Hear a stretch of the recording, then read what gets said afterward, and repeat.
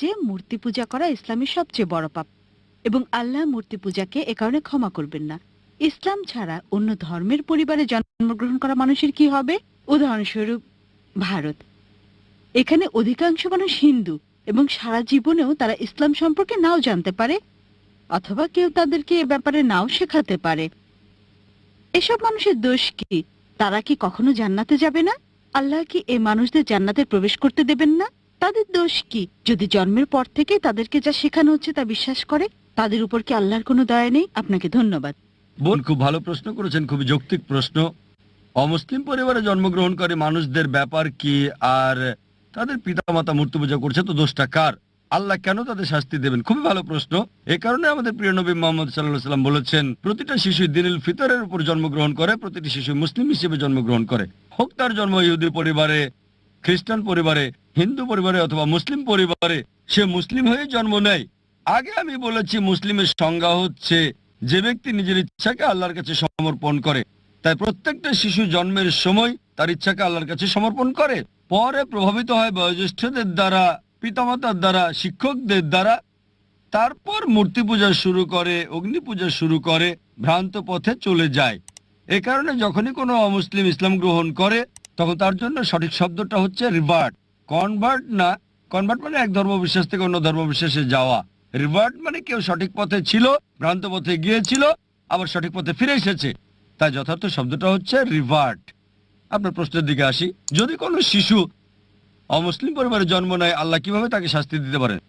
এই কারণে কোনো শিশু অমুসলিম পরিবারে জন্ম নিয়ে বালেগ হওয়ার আগে যদি সে মারা যায়, সে জান্নাতে যাবে ইনশাল্লাহ। কেন?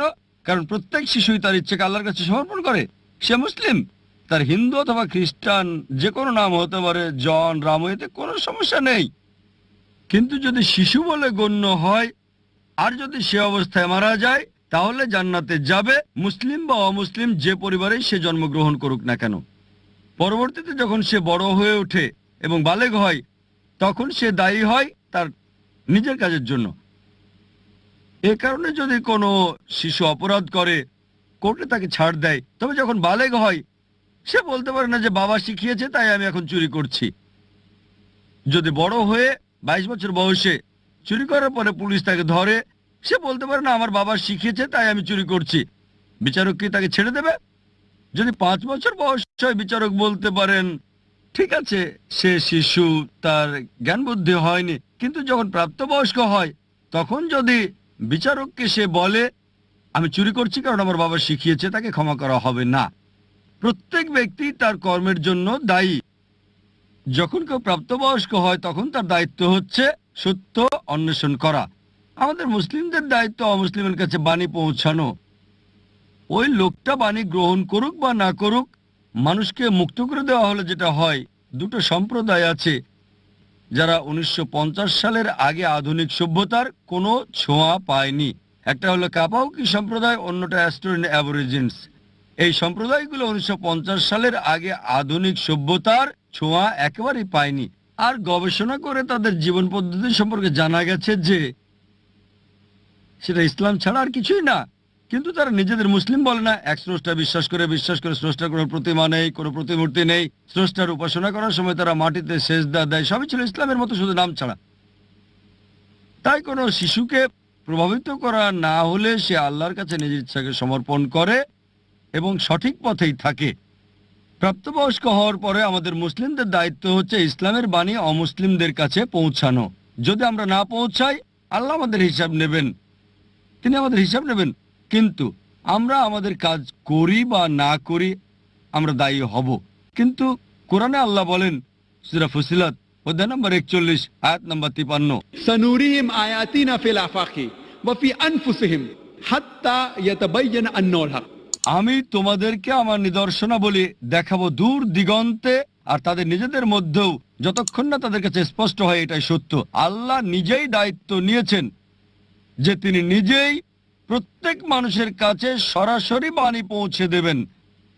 যদি কোনো মুসলিম তার কাজ নাও করে, সে ভালো বা মন্দ যায় উদাহরণ দেখ, আল্লাহ প্রত্যেকটা মানুষের অন্তরে উদয় করবেন, হোক মুসলিম বা অমুসলিম, সত্য সম্পর্কে, এক স্রষ্টা সম্পর্কে।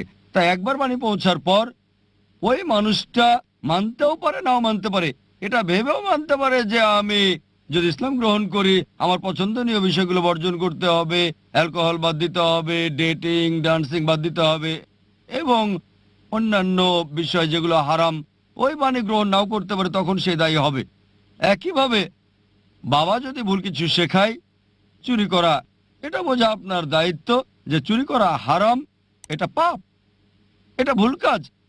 সে বিচারকের কাছে গিয়ে বলতে পারে না যে আমার বাবা শিখিয়েছে তাই আমি চুরি করি। একইভাবে আল্লাহ তার বাণী সরাসরি পৌঁছাচ্ছেন প্রত্যেকটা মানুষের অন্তরে, হক সম্পর্কে, স্রষ্টার একত্ব সম্পর্কে, যে মূর্তি পূজা নিষিদ্ধ।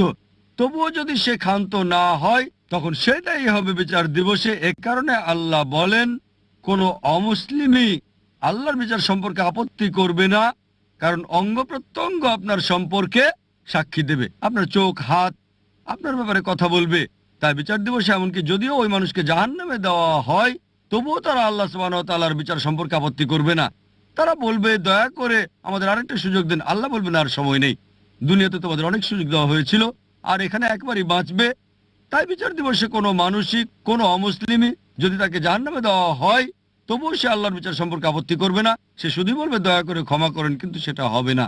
এই পৃথিবীতে যা আছে, আল্লাহ বলেন সূরা মুলক অধ্যায় নম্বর 67 আয়াত নম্বর 2, এই পৃথিবী আখিরাতের জন্য পরীক্ষা। আশা করি উত্তরটা পেয়েছেন।